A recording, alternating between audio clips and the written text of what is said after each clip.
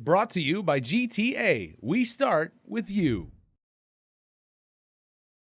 The island's lawmakers and the Guam Department of Agriculture submitted comments in response to the National Oceanic and Atmospheric Administration, or NOAA, National Marine Fisheries Service, NMFS, proposed rule to designate coral critical habitat around all of Guam's territorial waters.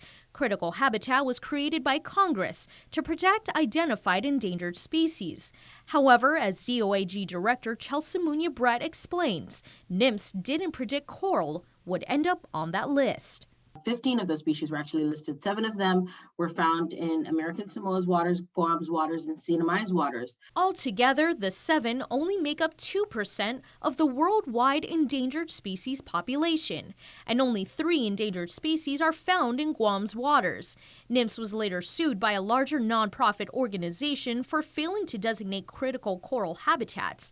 Brett explained that as a result of that lawsuit, they kind of, quote, jumped the gun on doing it for Guam, the Sinamai, and America Samoa. They said all of the military jurisdictions are excluded or exempted from this designation, and everywhere else was painted in purple. Meaning all of Guam's territorial waters outside of Navy and Andersen Air Force Base would be considered coral critical habitat. This means that any federal agency or federally funded project that would be working in an area deemed as critical coral habitat would be required to go through a permitting process through NMFS. Additionally, when NMFS designated these coral habitats, they didn't consult any of the state agencies. It took all of us by surprise. They announced it during one of our Westpac fisheries meetings. And they posted or published the notice in the Federal Register like the day after Thanksgiving, when most people are on vacation. They weren't even going to have public hearings, and it was only when we requested that they do that they had 2 virtual public hearings, one for Guam and Sinamai, and then one for American Samoa. Governor Lou Leon Guerrero, senators, and the DOAG each called out NMFS for using what they termed, quote, not the best available science in proposing the designation.